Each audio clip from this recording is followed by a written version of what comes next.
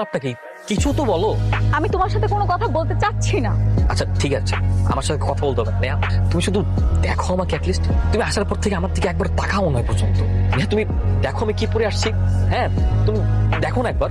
হ্যাঁ নেহা দেখো আমি তোমার শার্ট পরে আসছি, কি আমাকে ফানি লাগতেছে না বলো? এবার তো অন্তত হাসো। নেহা তোমার এই শার্টটার কথা মনে আছে? এই শার্টটা তুমি আমাকে আমাদের দেখার প্রথম দিন দিয়েছিলে আমার চাকরির ইন্টারভিউর জন্য। নেহা আমি আজকে 3 বছর পরে ওই শার্টটা যত্ন করে রেখে দিয়েছি। আমি চেঞ্জ হই নাই নেহা, আমি তোমার রুদ্র চেঞ্জ হয় নাই মোটেও। সেদিন তুমি আমাকে কেন ধোকা দিয়েছিলে?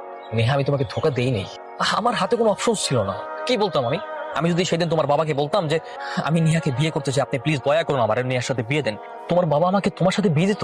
এতই সোজা? না নেহা, কোনোদিনও দিত না। কারণ তোমার বাবা আমাকে স্পষ্ট বলে দিয়েছিল যে সে মরে গেলেও নাকি তোমার সাথে আমার বিয়ে দিবে না। সেই জন্য তুমি আমার ভালোবাসাকে টাকার কাছে বিক্রি করে দিবে? না, আমি ভালোবাসা বিক্রি করি নাই। আমি তোমার আর আমার ভালোবাসা তোমার বাবার কাছে বন্ধক রেখেছিলাম। বন্ধক? ভালোবাসা কি বন্ধক রাখার জিনিস?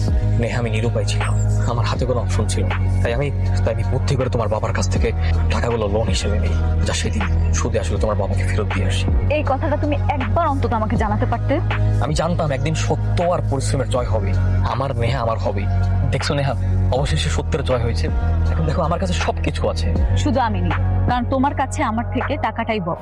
তুমি তোমার টাকা নিয়েই থাকো, আমি এই রিলেশনটা কখনো প্যাচ আপ করতে পারবো না।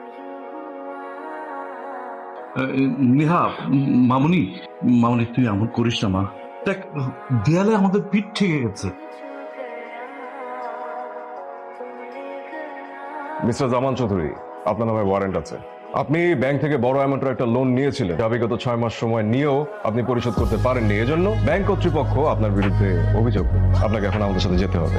Just a minute. Hello sir. আরে মিস্টার রুদ্র সাহেব, তরুণদের আইডল, সমাজের একজন বিশিষ্ট ব্যক্তিত্ব, কিন্তু আপনি হঠাৎ এখানে? উনি আমার শ্বশুর। ও আচ্ছা। আমার অ্যাসিস্ট্যান্ট ম্যানেজার শামসুল আজকে দুপুরের মধ্যেই ব্যাংকের যাবতীয় যত ডিউস আছে সব ক্লিয়ার করে দিয়েছে। আই হোপ কালকের ভিতরে আপনি ক্লিয়ারেন্স পেয়ে যাবেন। হ্যাঁ, তাহলে তো ব্যাংক কেসটা উইথড্র করে নেবে। আমরা তাহলে আসি এখন। আর চৌধুরী সাহেব, সরি ফর ইন্টারাপ্ট। বাবা, আমি তোমার কাছে কৃতজ্ঞ। না আঙ্কেল, আমি কোনো কিছুই করিনি। যা কিছু করেছি, যা কিছু হয়েছে সবকিছু আপনার মেয়ের ফান্ড থেকেই হয়েছে।